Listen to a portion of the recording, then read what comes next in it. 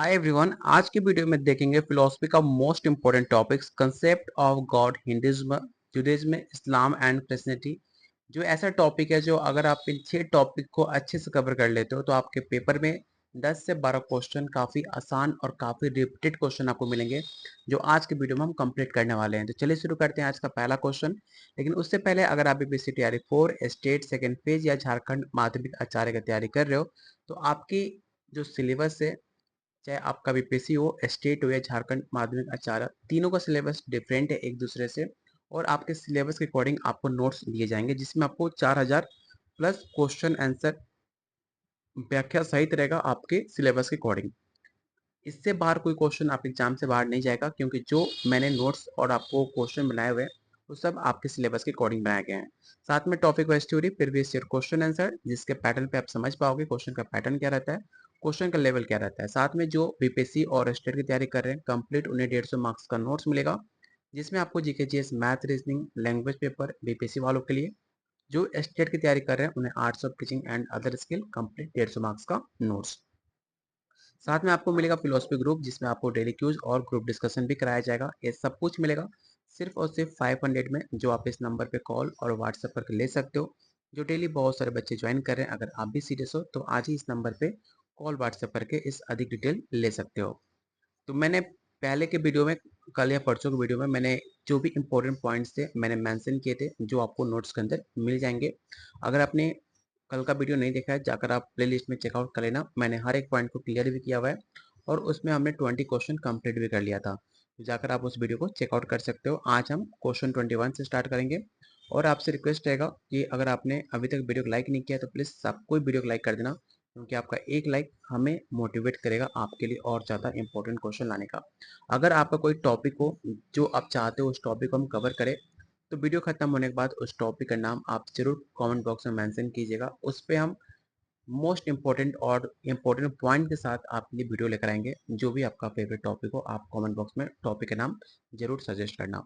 तो आज का जो पहला टॉपिक है, सॉरी क्वेश्चन है, हिंदू धर्म में आत्मा को क्या कहा जाता है? जीव, अनात्मा, निर्वाण या माया? क्वेश्चन काफी आसान होते हैं लेकिन इतने कंफ्यूजिंग होते हैं कि आप आंसर जानते भी गलत आंसर टिक आउट कर दोगे अगर आपने अच्छे से प्रैक्टिस नहीं किया है तो क्वेश्चन 21 का राइट आंसर बताइए क्या होगा?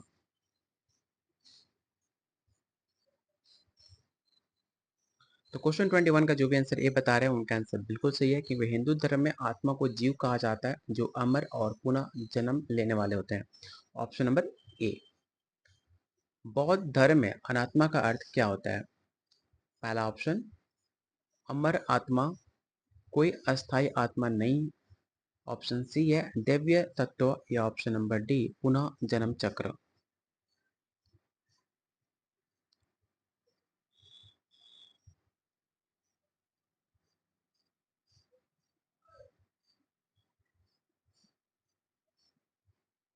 तो क्वेश्चन नंबर 22 का जो भी आंसर भी बता रहे हैं उनका आंसर बिल्कुल सही है, क्योंकि बौद्ध धर्म में अनात्मा का अर्थ होता है कोई अस्थाई आत्मा नहीं होता, जो कि भूत का एक मूल शिक्षण भी माना जाता है। अगला क्वेश्चन है, हिंदू धर्म के अनुसार पुनः जन्म किसके द्वारा निर्धारित होते हैं? ईश्वर की इच्छा, कर्म, अनुष्ठान या मेडिटेशन? बहुत लोग को लगता है हिंदू में खासकर कि जो हिंदू धर्म होते हैं उनके अंदर पुनः जन्म होता है, जैसे कि कहा गया कि 7 जन्म होते हैं और 7 रिश्तों के लिए आपको 7 ही दिन का होता है। ऐसा प्रवचन होता है कि 7 जन्म तक आपको साथ मिलेगा। तो बताइए, पुनः जन्म किसका होता है, किसके द्वारा निर्धारित किया था, आपको ये बताना है।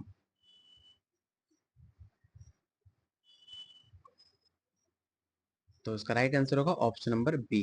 जैसा आपका कर्म करोगे उसी के आधार पर आपको यात्रा को निर्धारित किया जाता है कि आपका पुनः जन्म किस रूप में होगा, किस बेस पे होगा, आपको डिसाइड किया जाता है आपके कर्म पे। इसलिए कर्म अच्छे करना चाहिए। अगला क्वेश्चन है, बौद्ध धर्म में पुनः जन्म के चक्र को क्या कहा जाता है? पहला ऑप्शन, मोक्ष, संसार, निर्वाण या धर्म? हर एक वर्ड को अलग अलग धर्म के अनुसार उसको अलग अलग नाम दिए गए हैं, तो उसी के अकॉर्डिंग आपको पूछा गया है कि बौद्ध धर्म में पुनः जन्म को जो चक्र होते हैं उसे क्या कहा जाता है।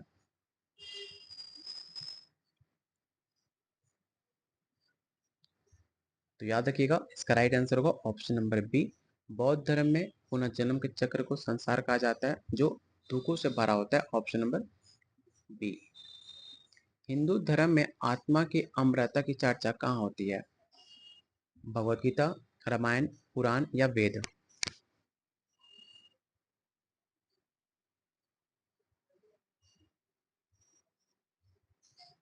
तो क्वेश्चन 25 का राइट आंसर होगा option number A, Bhagavad Gita, क्योंकि इसमें आत्मा की अमरता और इसकी जो उसके स्वरूप होते हैं उसके बारे में चर्चा इसमें की गई है, इसलिए इसका राइट आंसर होगा ऑप्शन नंबर ए। बौद्ध धर्म में पुनः जन्म से मुक्ति कैसे प्राप्त होती है? पहला ऑप्शन है अनुष्ठान, निर्वाण, कर्म या भक्ति।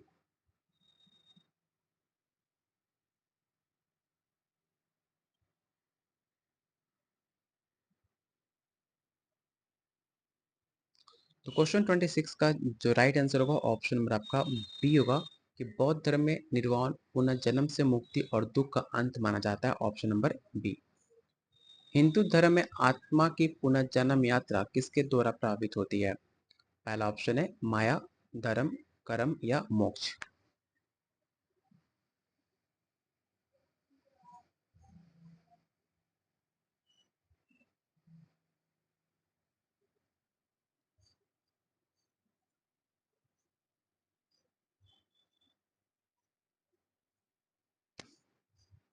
तो क्वेश्चन 27 का जो भी आंसर 20 ए बी कर रहे हैं उनका आंसर गलत है। इसका जो राइट आंसर होगा कर्म होगा, क्योंकि हिंदू धर्म में आत्मा की यात्रा कर्मों से प्रभावित होती है जो पुनर्जन्म को निर्धारित करता है, ऑप्शन नंबर सी। अगर आपने टेलीग्राम ग्रुप को ज्वाइन नहीं किया तो इस ग्रुप को जरूर ज्वाइन करना, जहाँ पे आपको बीपीएससी हो, स्टेट हो या झारखंड, हर एक अपडेट इस ग्रुप में पोस्ट किए जाते हैं। जो भी अपडेट आता है, नोटिफिकेशन आता है, हर चीज़ आपको यहाँ पर रेगुलर बेसिस पे अपडेट मिल जाएंगे। साथ में क्लासेस का notification, PDF, quiz, group discussion, हर एक चीज़ आपको यहाँ पर मिल जाएगा, जिसका लिंक आपको डिस्क्रिप्शन बॉक्स और कमेंट बॉक्स में मैंने पिन कर रखा है, जाकर उसे ज्वाइन जरूर कर लेना।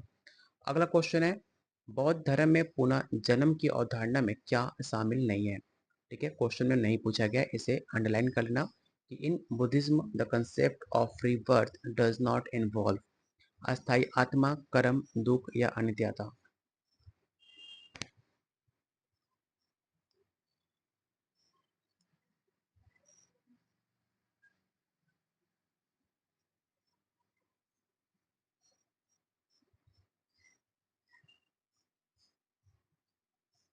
तो क्वेश्चन 28 का जो भी आंसर ए बता रहे हैं उनका आंसर बिल्कुल सही है कि जो आपका परमानेंट सोल होता है, अस्थाई आत्मा होता है, ऐसा किसी के साथ नहीं होता।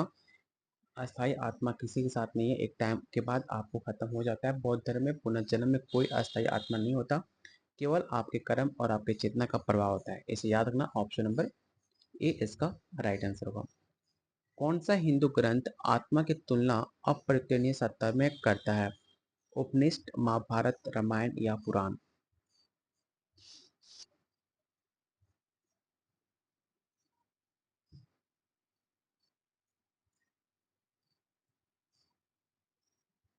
तो क्वेश्चन 29 का जो राइट आंसर होगा ऑप्शन नंबर आपका ए हो जाएगा। अगला क्वेश्चन है बौद्ध धर्म में पुनः जन्म का कारण क्या है? अज्ञान और तृष्णा, दिव्य इच्छा, अनुष्ठान या अक्षय कर्म?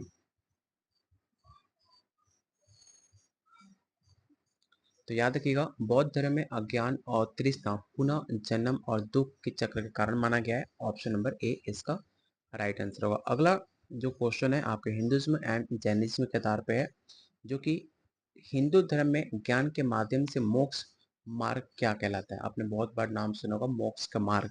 तो उस मोक्ष के मार्ग को क्या कहा जाता है हिंदू धर्म में, आपको ये बताना है। पहला ऑप्शन है भक्ति योग, कर्म योग, ज्ञान योग या राजयोग। ऐसे क्वेश्चन काफी बार पूछे गए आप एग्जाम में, इसलिए आप सारे क्वेश्चन अटेम्प्ट जरूर करना। मैं आपको ज़्यादा क्वेश्चन करा भी नहीं रहा, सिर्फ 20 क्वेश्चन का सेट होगा। आप 20 क्वेश्चन अटेम्प्ट करो और ट्राई करो कमेंट बॉक्स में आंसर बताने का।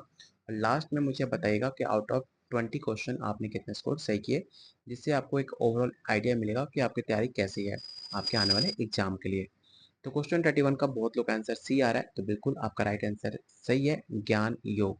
क्योंकि हिंदू धर्म में ज्ञान योग आत्मा के सत्य को जानकर मोक्ष प्राप्त करते हैं, ऑप्शन नंबर सी। जैन धर्म में मोक्ष कैसे प्राप्त होता है? ईश्वर की भक्ति करके, त्रिरत्न, अनुष्ठान या दान करके?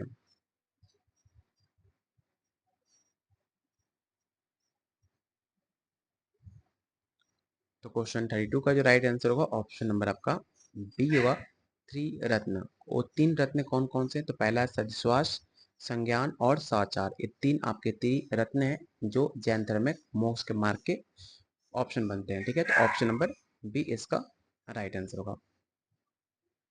हिंदू धर्म में भक्ति योग किस पर जोर देता है? ध्यान पर, ईश्वर भक्ति पर, निष्काम कर्म पर या तपस्या पे?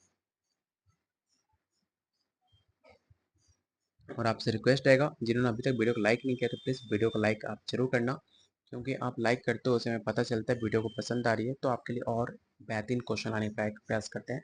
और मैंने आपसे कहा भी था, जो भी आपका टॉपिक है जो आप चाहते हो अगला वीडियो उस टॉपिक पर देखना, तो वीडियो खत्म होने के बाद आप सब उस टॉपिक को नाम कॉमेंट बॉक्स में मैंसन कीजिएगा।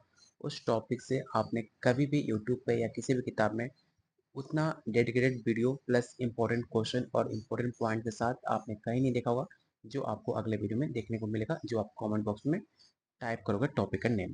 ठीक है, तो सब कोई टॉपिक आप जरूर सजेस्ट करना। क्वेश्चन 33 का जो राइट आंसर होगा ऑप्शन नंबर आपका बी हो जाएगा। जैन धर्म में अहिंसा का सिद्धांत क्या कहलाता है? काफी आसान क्वेश्चन है, बताइए इसका राइट आंसर क्या होगा? तो इसका राइट आंसर होगा ऑप्शन नंबर आपका बी, अहिंसा, क्योंकि जैन धर्म में अहिंसा सभी जीव के प्रति हिंसा न करने का सिद्धांत कहा जाता है।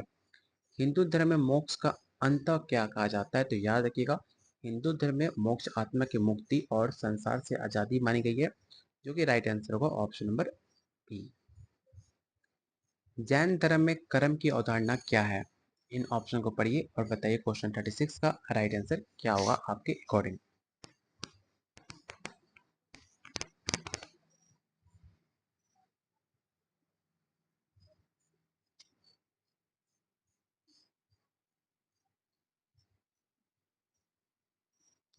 तो क्वेश्चन 36 का जो राइट आंसर होगा ऑप्शन नंबर आपका बी होगा, भौतिक कण। हिंदू धर्म में कर्म योग का वर्णन किस ग्रंथ में है? उपनिषद, भगवत गीता, रामायण या पुराण?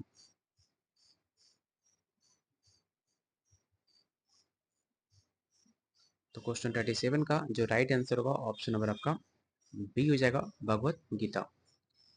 जैन धर्म में मोक्ष की अंतिम अवस्था को क्या कहा जाता है? केवल ज्ञान, निर्वाण, संसार या समाधि?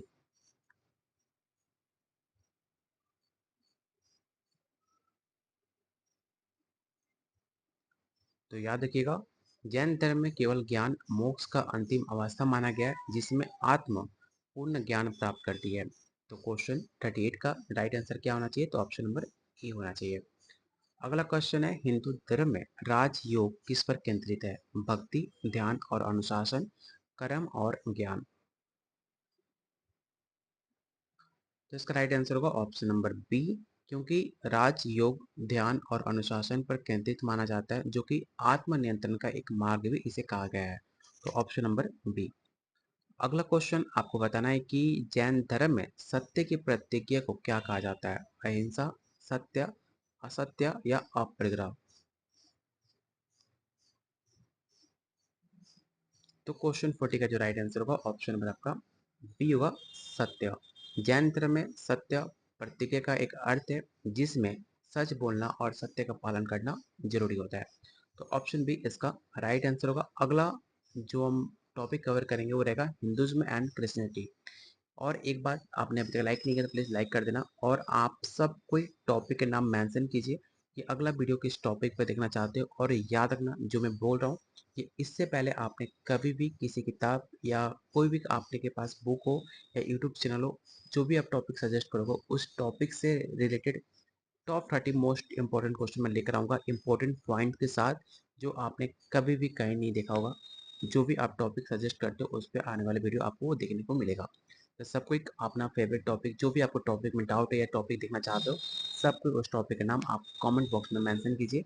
अगला वीडियो उस टॉपिक पर हम कवर करेंगे। जो भी हमारे साथ एग्जाम की तैयारी करना चाहते हो तो सिर्फ आपको वन टाइम पेमेंट करना है 500, जिसमें आपको पास करने की गारंटी मेरी है। जो मैं आपको नोट्स दूंगा, अगर आप उतना कवर कर लेते हो आपका पेपर आसानी से कवर होगा। बस सिर्फ आपको उतनी मेहनत करनी पड़ेगी, जितना आपको दिया जाएगा उतना आपको कंप्लीट करनी है, चाहे आपका झारखंड हो, बिहार हो, चाहे आपका बीपीएससी हो।